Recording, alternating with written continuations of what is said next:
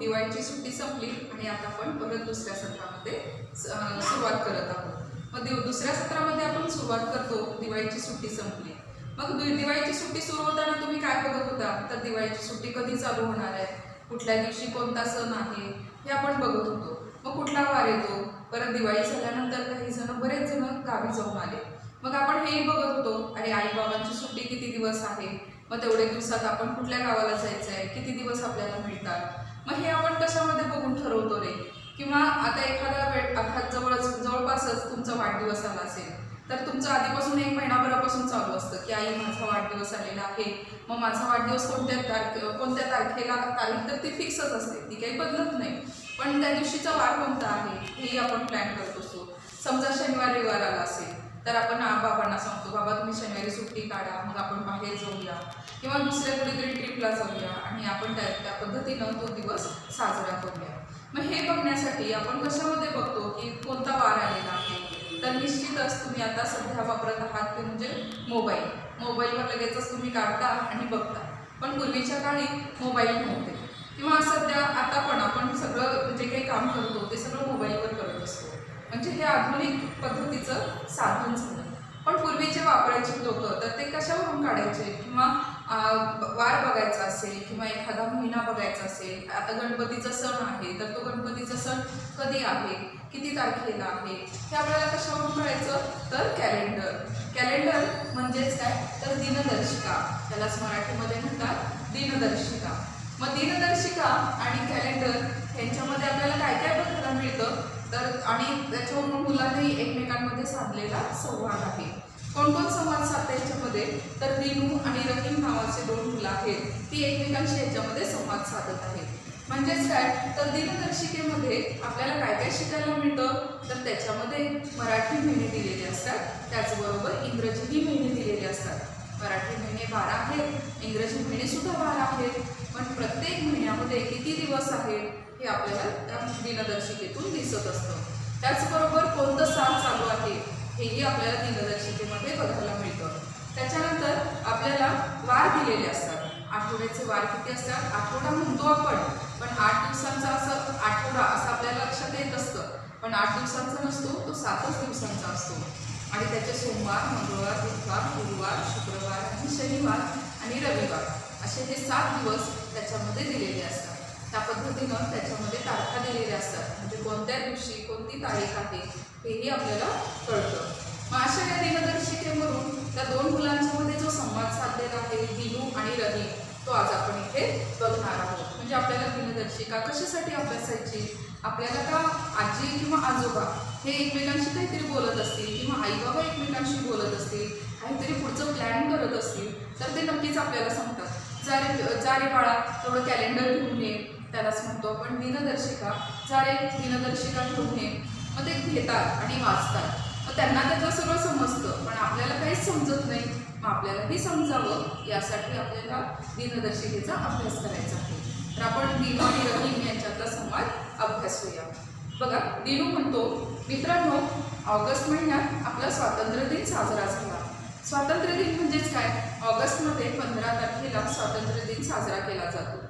स्वातंत्र्य दिन म्हणजेच ज्या दिवशी आपल्याला 15 ऑगस्ट 1947 रोजी, म्हणजे 15 ऑगस्ट 1947, आता 2020 चालू आहे, पण 1947 रोजी भारताला स्वातंत्र्य मिळाले।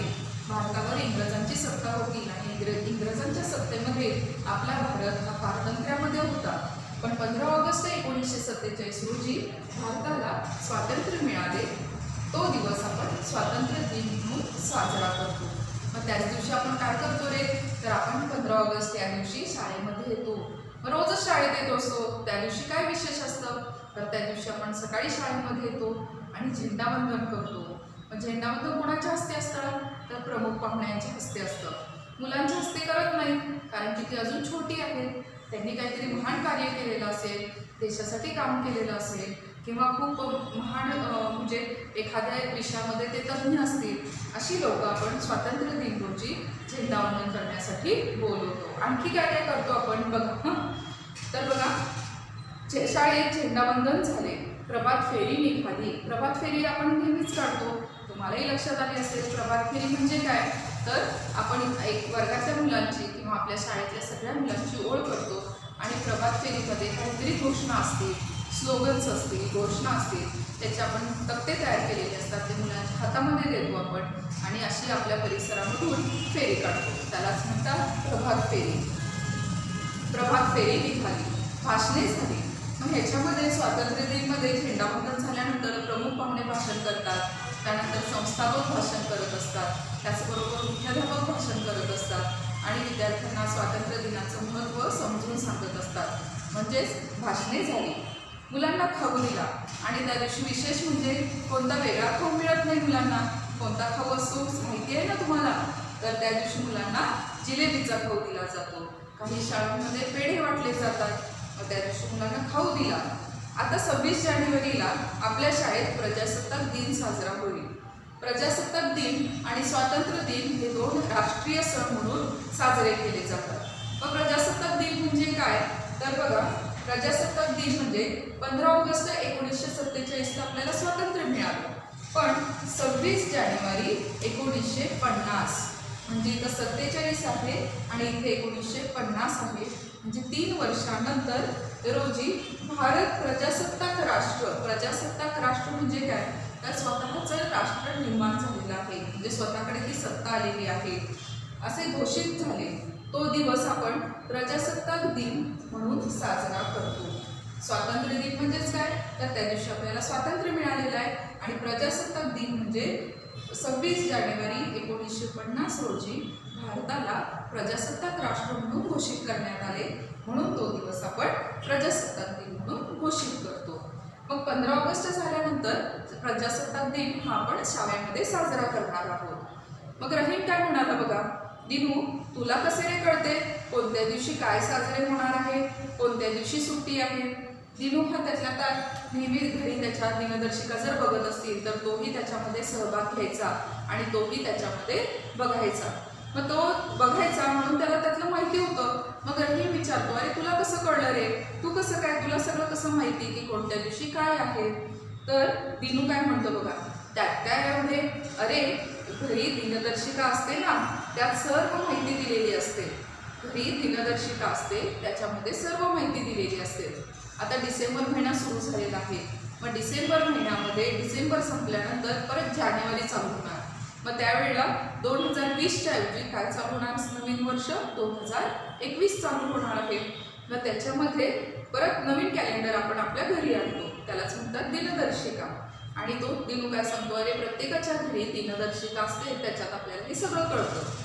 बघा, मग मुमताज नावाची मुलगी असते, ती काय म्हणते बघा, काय काय माहिती असते दिनदर्शिकेत? म्हणजे जर तिला बघायची सवयच नसेल, ज्यांनी घरी अजून कॅलेंडर कधी बघितलंच नसेल तर त्यांना माहिती असणार नाही की त्याच्यामध्ये काय असतं. मग मुमताजला माहिती नाही आहे, ती काय म्हणते, काय काय असतं रे मग दिनदर्शिकेमध्ये? तर दिनू सांगतो, दिनदर्शिकेमध्ये वर्ष असतं. वर्ष म्हणजे कोणतं साल चालू आहे ते असतं. त्यानंतर महिने. आता आपण एखादं पान बघत असू, म्हणजे एखादा महिन्याचं आपण माहिती घेणार असू, तर त्या महिन्याचं नाव सुद्धा वरती दिनदर्शिकेमध्ये दिलेलं असतं. वार असतात आणि दिनांक दिलेले असतात. म्हणजेच काय काय असतं बघा, वर्ष, महिने, वार आणि दिनांक दिलेला असतो. रंजना नावाची जी मुलगी आहे ती विचारते, तिला आणखी वाटतं अरे आणखी काय असते त्या दिनदर्शिकेमध्ये? मग ती आणखी विचारते, आणखी काय असते बरे त्याच्यामध्ये, आणखी काय असणार आहे दिनदर्शिकेमध्ये? तर दिनू म्हणतो, विविध सण.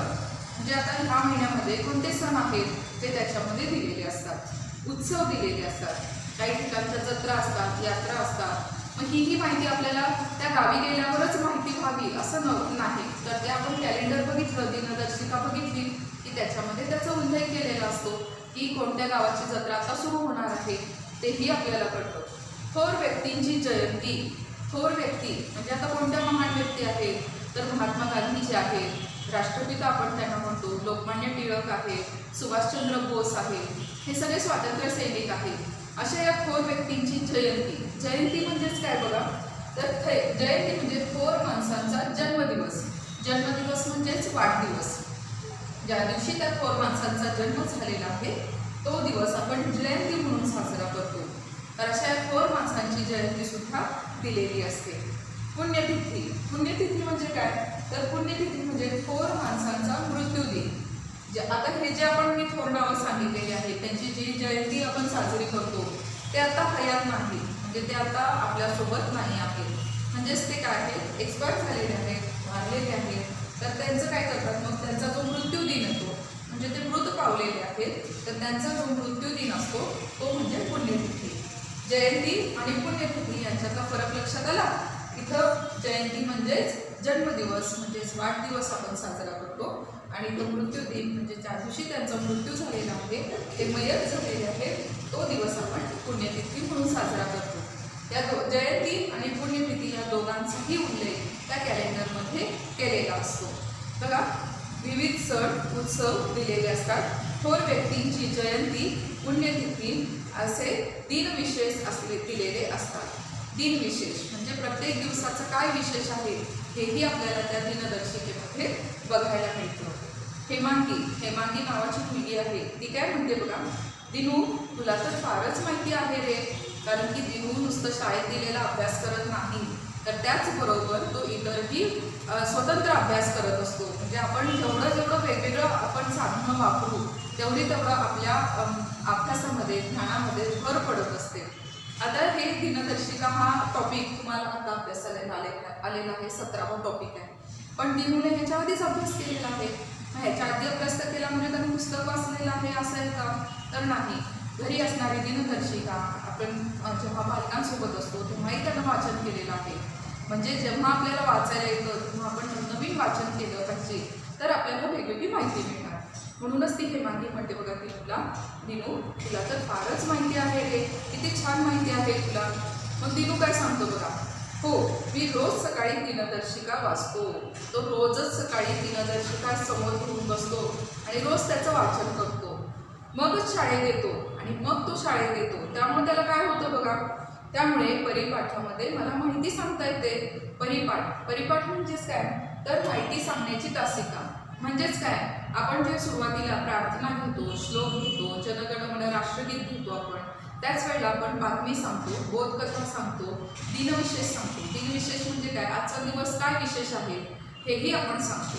हे कशामुळे कळतं दिनूला, तर ते केवळ दिनदर्शिकेचा तो रोज वाचन करून येतो त्याच्यामुळे त्याला कळतं की दिनविशेष काय आहे, आजच्या दिवसाचं महत्त्व काय आहे, आजच्या दिवशी काय विशेष घडलेलं आहे हे त्याला त्या दिनदर्शिकेमधून कळतं. अर्चना काय म्हणाली बघा, मग अर्चना नावाची मुलगी आहे. चला मित्रांनो, आपण वर्गातील दिनदर्शिका समजून घेऊया. आता त्यांनी एक वर्गामध्ये परत दिनदर्शिका लावलेली आहे. प्रत्येक वर्गामध्ये आपण जर निरीक्षण केलं तर प्रत्येक वर्गामध्ये आपण एक दिनदर्शिका लावलेली असते, पण ती समजून घेतली पाहिजे. आपण पण एक दिनदर्शिकेचा अभ्यास करायचा आहे, पण त्याआधी आपण परत शब्दार्थ एकदा बघूया. शब्दार्थ, वार म्हणजेच काय, दिवस. आठवड्याचे वार किती असतात, 7 असतात. दिनांक म्हणजेच तारीख. महिन्याचे दिवस किती असतात, 30 किंवा 31, आणि फेब्रुवारी महिन्यामध्ये 29 किंवा 28 दिवस असतात. सगळीकडे 28 दिवस असतात, पण जेव्हा लीप वर्ष असतं तेव्हा 29 दिवस येतात. विविध म्हणजे अनेक. उत्सव म्हणजे काय, समारंभ म्हणजे सण उत्सव आपण साजरे करतो. थोर म्हणजे महान. आता मला वाटलं की चला माझी जयंती साजरी करतील का रे, नाही. आपण त्यासाठी महान काहीतरी काम केलं पाहिजे, थोर काहीतरी काम केलं पाहिजे, तर आपली जयंती साजरी होऊ शकते. बघा, व्यक्ती म्हणजेच काय, माणूस. दिन म्हणजे दिवस. आता इथे एक फरक लक्षात घ्यायचा आहे. दिन म्हणजे जेव्हा पहिली वेलांटी दिलेली असते तेव्हा दिवस होतो आणि ह्याचाही उच्चार दिन असाच होतो. आता इथं दला आपण दीर्घ वेलांटी दिली आहे, दुसरी वेलांटी दिलेली आहे.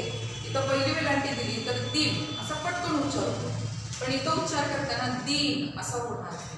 हा दिनचा उच्चार म्हणजेच काय, गरीब. दिन म्हणजे गरीब. तुम्ही जर दिनदर्शिका घेताना हा दिन लिहिला तर काय होईल मज्जा, तर गरिबांची दर्शिका असं होऊ शकतो, अर्थाचा अनर्थ होऊ शकतो. म्हणून लक्षात ठेवायचं, दिन म्हणजेच दिवस. दिनदर्शिकेमध्ये वापरताना दला पहिली वेलांटी द्यायची आहे. आता बघूया पुढचं आपण दिनदर्शिका. दिनदर्शिका म्हणजेच काय, तर दिवसांचे विशेष दर्शवणारी पत्रिका, दिवसांचे विशेष दर्शवणारी पत्रिका. आता आपण दिनदर्शिकेचा एक नमुना बघायचा आहे, त्याच्यामध्ये मी तुम्हाला सांगणार आहे. स्वातंत्र्य दिन म्हणजे आपण काय बघितलं, 15 ऑगस्ट 1947 रोजी भारताला स्वातंत्र्य मिळाले. तो दिवस स्वातंत्र्य दिन म्हणून साजरा केला जातो. 15 ऑगस्ट 1947 हा स्वातंत्र्य दिन आहे, तो बदलत नाही. झेंडा वंदन, वंदन म्हणजे प्रणाम. कुणाला प्रणाम करायचा मग? झेंड्याला. राष्ट्रीय ध्वजाला, राष्ट्रीय ध्वज म्हणजेच काय आपला तिरंगा, त्याला प्रणाम करणे म्हणजेच झेंडा वंदन. वंदन करणे म्हणजेच प्रणाम करणे. जयंती म्हणजेच आपण बघितलेलं आहे थोर माणसांचा जन्मदिवस. आणि पुण्यतिथी म्हणजे थोर माणसांचा मृत्यू दिन. ज्यांचा मृत्यू झालेला आहे त्यांनाच आपण पुण्यतिथी म्हणू शकतो. ठीक आहे. त्यानंतर बघा परिपाठ. परिपाठ म्हणजेच काय, तर माहिती सांगण्याची तासिका, जी सुरुवातीलाच असते जेव्हा आपण प्रार्थना म्हणतो त्याच वेळेला असते. आणि प्रजासत्ताक दिन म्हणजेच 26 जानेवारी 1950 रोजी भारत प्रजासत्ताक राष्ट्र म्हणून घोषित झाले, तो दिवस आपण प्रजासत्ताक दिन म्हणून साजरा करतो. हा झाला आता आपला शब्दार्थ. आता आपण काय करूया, दिनदर्शिका कशी असते ते आपण बघूया. आता दिनदर्शिकेचा नमुना आपण बघूया. बघा, आपण ऑगस्ट महिन्याची दिनदर्शिका बघणार आहोत. ऑगस्ट महिन्याची दिनदर्शिका. आता ह्या ऑगस्ट महिन्याची आहे हे आपल्याला कसं कळणार, तर इथं तुम्ही जर बघितलं तर इथं काय आहे, एवढी पानं दिसत आहेत. एवढी म्हणजे किती असणार आहेत रे, एक तर 6 असणार आहेत किंवा 12 असणार आहेत. 6 आहेत किंवा 12 आहेत हे कसं कळणार, तर काही वेळेला काय केलं जातं की बघा, एका पाण्याच्या पाठीमध्ये दुसरं पान दिलं जातं. म्हणजेच ते काय होतं, डबल पाठपोट आपण म्हणतो त्या पद्धतीनं असेल तर 6च पानं असणार आहेत. आता इथे बघा, हे कुठली दिनदर्शिका आहे, श्री महालक्ष्मी. असेच आणखी कोणते कोणते असतात हे आपल्याला माहिती पाहिजे. असंच कोणतं असतं, कालनिर्णय असतं. बरोबर आहे. आता इथे दिलेलं आहे बघा 8. म्हणजे 8 काय आहे सांगता येईल कुणाला, तर हा 8वा महिना आहे. मग दिनदर्शिकेमधला 8वा महिना कोणता असतो, तर दिनदर्शिकेमधला 8वा महिना ऑगस्ट आहे. दिनदर्शिकेमधला 8वा महिना कोणता असतो, ऑगस्ट. म्हणजे जानेवारी, फेब्रुवारी, मार्च, एप्रिल, मे, जून, जुलै आणि ऑगस्ट. ऑगस्ट हा 8वा महिना आहे. इथे लिहिलेला बघा ऑगस्ट. 2020 हे कुठल्या महिन्याचं आहे, कुठल्या सालाचं आहे, ह्याच्यावरून आपल्याला वर्ष कळालं, ह्याच्यावरून आपल्याला महिना कळाला. तो महिना कितवा आहे हेही कळलं की तो 8वा महिना आहे. त्याच्यानंतर बघा इथे काय दिलंय, रवी. रवी म्हणजेच काय, रविवार. सोमवार, मंगळवार, बुधवार, गुरुवार, शुक्रवार, शनिवार.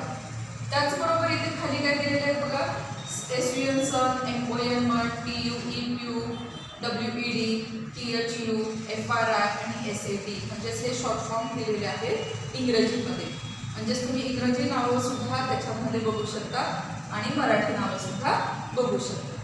आता बघा 1 तारीख. 1 तारखेला कोणता वार आलेला आहे ते शनिवार. आणि 1 तारखेचे इथं दिनविशेष पण दिलेला आहे की त्या दिवशी बकरी ईद पण आहे आणि लोकमान्य टिळक पुण्यतिथी. पुण्यतिथी म्हणजेच काय, तर थोर माणसांचा मृत्यू दिन. तर बघा, आपण 1 तारखेचं बघितलेलं आहे. 1 तारखेला शनिवार आहे आणि लोकमान्य टिळक पुण्यतिथी आहे. त्याचबरोबर बकरी दिन पण आहे. आता बघा 2 तारीख. 2 तारखेला कोणता वार आलेला आहे, तर रविवार आलेला आहे. आणि त्याच दिवशी इथे काय दिलेले आहे, पौर्णिमा दिलेली आहे. 3 तारखेला रक्षाबंधन. इथं गोल काढलेला आहे आणि तो गोल कसा आहे बघा, पोकळ गोल आहे. बरोबर आहे, भरीव नाही आहे, पण इथं गोल दिसतोय तो कसा आहे, भरीव आहे. म्हणजे इथं काय आहे, अमावस्या आहे. इथं काय आहे, अमावस्या. जो भरीव गोल दिसतो तो अमावस्या आहे आणि पोकळ गोल असेल तर पौर्णिमा आहे. इथं बघा रक्षाबंधन आहे म्हणजेच नारळी पौर्णिमा आहे. इथं दिनविशेष दिल्यामुळे आपल्या लक्षात आले. त्याचबरोबर ह्याच्यामध्ये श्रावण हा मराठी महिना सुरू आहे. त्यामुळे इथं श्रावण सोमवार ज्या वेळेला उपवास केला जातो तो श्रावण सोमवार तो इथं आलेला आहे. त्यानंतर इथे बघा गणपतीचं चित्र दिसतं. मग गणपती आले का इथे, तर नाही. इथे काय केलेलं आहे खाली, संकष्ट चतुर्थी. संकष्ट चतुर्थी म्हणजे त्या दिवशी काय आहे, संकष्टी आहे. आणि त्याच खाली इथं लिहिलेलं आहे चंद्रोदय रात्री 9:49 मिनिटांनी. म्हणजे एकच कॅलेंडर बघितल्यानंतर आपल्या लक्षात येतं की अरे त्या दिवशी काय आहे, संकष्टी आहे. आणि संकष्टी रात्री किती वाजता चंद्रोदय आहे तर 9:49 आहे. त्याच्यानंतर इथे बघा शनिवारी 8 तारखेला इथं टेंबे स्वामी जयंती असं इथं दिलेलं आहे. आता हे काही जणांचे देवस्थान असू शकतं, त्यामुळे ते आपले कोणाचे देवस्थान असतील तर त्यांना ते लक्षात येणार आहे की त्या दिवशी त्यांची काय आहे जयंती आहे. त्यानंतर 9 ऑगस्ट हा काय आहे क्रांती दिन आहे. 9 ऑगस्टला क्रांती दिन असतो. त्यानंतर मंगळवारी 11 तारखेला इथे समोर बघायचं म्हणजे आपल्या लक्षात येतं की काय आहे इथे कोणता वार असणार आहे. मंगळवारी 11 तारखेला श्रीकृष्ण जन्माष्टमी, तर श्रीकृष्णाचा चेहरा दिसतोय म्हणजेच काय आहे ते श्रीकृष्ण जन्माष्टमी आहे. म्हणजे रात्री 12 वाजता कृष्णाचा जन्म होणार आणि इथं 12 तारखेला गोपालकाला दिलेला आहे. म्हणजे तुम्ही दहीहंडी साजरी करता इथं 12 तारखेला आहे. त्याचबरोबर इथं गुरुवारी 13 तारखेला पुण्य काढून टिंब दिलेला आहे. म्हणजेच काय इथं पुण्यतिथी. कुणाची पुण्यतिथी आहे तर अहिल्याबाई होळकर यांची काय आहे इथं पुण्यतिथी आहे. त्याचबरोबर इथं रोहिणी हे नक्षत्र आहे.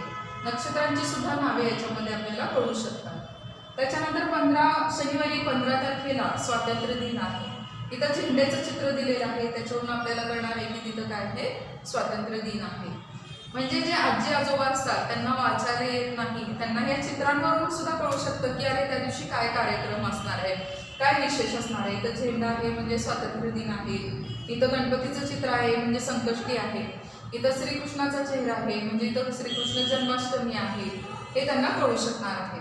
त्याच्यानंतर हा पोकळ गोल आहे म्हणजे पौर्णिमा आहे आणि भरलेला गोल आहे म्हणजेच अमावस्या आहे. त्याचबरोबर इथे बघा आता 16 तारखेला फरवर दिन म्हणजेच पारशी दिन आपण म्हणतो. पारशी लोकांचा जो नवीन वर्ष सुरू होतो त्यांचा इथं दिन आहे म्हणजे फरवर दिन आहे. त्याचनंतर इथे बघितलं तर पिठोरी अमावस्या म्हणजेच काही ठिकाणी बैलपोळा इथे साजरा केला जातो. महाराष्ट्रामध्ये आपल्या 3 प्रकारचा बैलपोळा साजरा केला जातो. कर्नाटकी बेंदूर म्हटलं जातं. पिठोरी अमावस्येला एक बैलपोळा केला जातो आणि त्याच्या आधी पण एक बैलपोळा असतो. म्हणजे 3 प्रकारचे बैलपोळे तुम्हाला पूर्ण कॅलेंडरमध्ये दिसतील. त्याचबरोबर 22 तारखेला बघा इथं गणपतीचं परत चित्र आहे. मग इथे काय लिहिलंय श्री गणेश चतुर्थी. आता इथं संकष्ट चतुर्थी होतं आणि इथं काय लिहिलेलं आहे श्री गणेश चतुर्थी म्हणजे इथं गणपतीचं आगमन होणार आहे. त्यानंतर बघा रविवारी 23 तारखेला गजानन महाराज पुण्यतिथी शेगावचे जे गजानन महाराज आहेत तर त्यांची इथं पुण्यतिथी आहे. त्याच्यानंतर 25 तारखेला ज्येष्ठा गौरी आवाहन म्हणजेच काय तर इथं गौरी येणार आहे. म्हणजे गौरी गणपती असतात आपले तेव्हा इथं गणपती आले आणि इथं 25 तारखेला गौरीचं आवाहन आहे म्हणजे गौरी येणार आहे. आणि बुधवारी 26 तारखेला ज्येष्ठा गौरीचं पूजन आहे म्हणजे गौरी पूजन केलं जाणार आहे. त्याचबरोबर गुरुवारी 27 तारखेला ज्येष्ठा गौरी विसर्जन म्हणजे इथं खाली लिहिलेलं आहे की घरगुती गणपती विसर्जन इथे केलं जाईल. म्हणजे हे सगळं बघा इतकी इतंभूत माहिती आपल्याला या दिनदर्शिकेमध्ये बघायला मिळाली. काय काय बघायला मिळालं एकतर आपल्याला हे कॅलेंडरचं नाव आहे ते प्रत्येकाचं वेगवेगळं असू शकतं, पण ही जी माहिती आहे ती कोणतंही कॅलेंडर जर आपण वापरलं किंवा मोबाईलमधलं कॅलेंडर वापरलं तरी सेमच असणार आहे. काय काय कळलं आपल्याला कितवा महिना आहे ते कळालं, महिन्याचं नाव कळालं, त्याच्यानंतर कोणत्या वर्षीचं कॅलेंडर आहे ते कळालं. त्याचबरोबर शालिवाहन शके 1942, त्याचबरोबर श्रावण आणि भाद्रपद हे मराठी महिने आहेत त्यांचंही नाव इथं दिलेलं आहे. एकदम आठवड्याचे वार दिलेले आहेत आणि इथे दिनांक दिलेले आहेत. प्लस आपल्याला हेही कळतं की हा किती महिन्यांचा किती दिवसांचा महिना आहे हे आपल्याला याच्यावरून कळतं. आणि इथं संकष्ट चतुर्दशी तर कुठल्या जिल्ह्यामध्ये किती वाजता चंद्रोदय होणार आहे तेही याच्यामध्ये कळलेलं आहे. म्हणजेच दिनदर्शिकेचा अभ्यास आपण जर दररोज केला तर याच्यावरून आपल्याला इतंभूत माहिती मिळते. त्याचबरोबर दिनविशेषही कळतात ज्याचा उपयोग आपल्याला परिपाठमध्ये सांगण्यासाठी होतो आणि आपल्या ज्ञानामध्ये भर पडते. असाच आपण दिनदर्शिकेचा अभ्यास करणार आहोत आणि त्याच्यावरचे प्रश्न आपण सोडवणार आहोत.